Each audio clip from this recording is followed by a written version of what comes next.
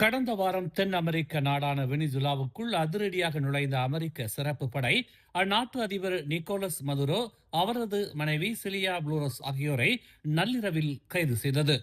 பின்னர் அமெரிக்கா அழைத்துச் சென்று நியூயார்க் சிறையில் அவர்களை அடைத்து வைத்தனர்.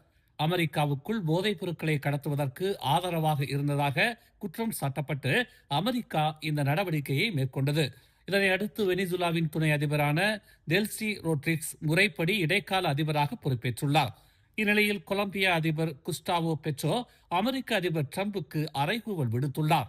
அதாவது, முடிந்தால் என்னை கைது செய்யுங்கள், ஐ எம் வெயிட்டிங் என விஜய் பட ரேஞ்சுக்கு சவால் விடுத்திருப்பது உலகின் கவனத்தை ஈர்த்து வருகிறது. உங்களுக்காக நான் இங்கே காத்திருக்கிறேன். நீங்கள் ஒரு கோழை. நீங்கள் குண்டு வீசினால் இங்குள்ளோர் கொரில்லாக்களாக மாறுவார்கள்.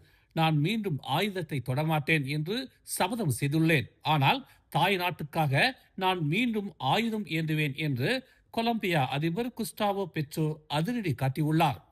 மேலும் செய்திகளை தெரிந்து கொள்ள தமிழ் மலர் இணையதளம், தமிழ் மலர் செயலி மற்றும் மலர் டிவி யூடியூப் சேனலை வலம் வாருங்கள்.